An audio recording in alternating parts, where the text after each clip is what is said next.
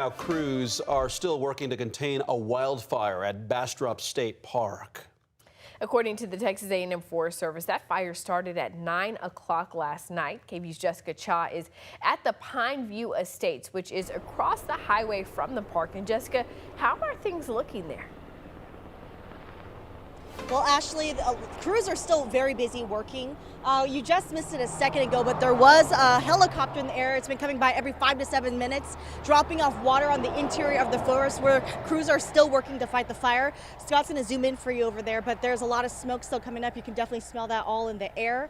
There are tons of crew members over there working to make sure that the fire is contained, that it stays contained. They're also ensuring that they're working on any flare-ups that come through and mitigating any burnt trees that have that could potentially become a flare-up. But Texas A&M Forest Services told me that the fire is at 75% containment, and as of an hour ago, the roads here have reopened.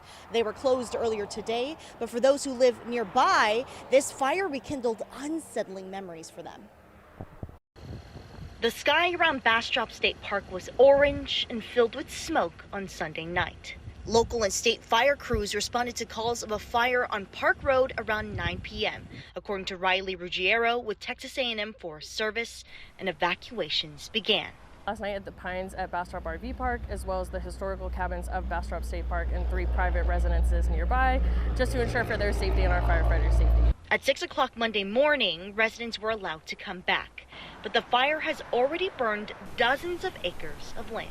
The containment lines did hold their footprint overnight, which was great. We got some overnight humidity recovery and some lower winds, which were great for advantage for our firefighters. And so now we're just working to ensure that those containment lines hold throughout the day. Oh, here's that day. But smoke and orange skies spark a familiar anxiety in residents like Kelly Simon. Every September I feel nervous because that was when, the last fire was.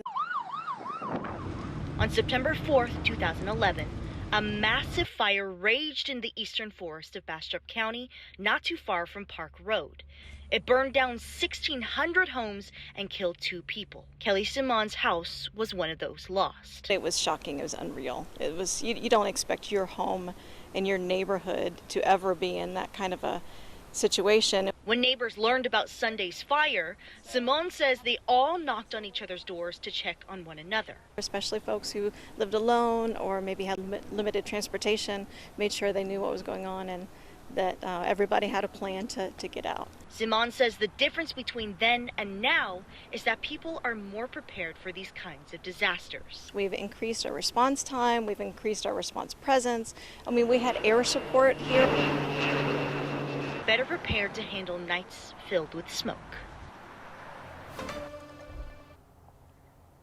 Bastrop County is under a burn ban, so Forest Service wants to remind people to avoid doing any activity that could cause a spark.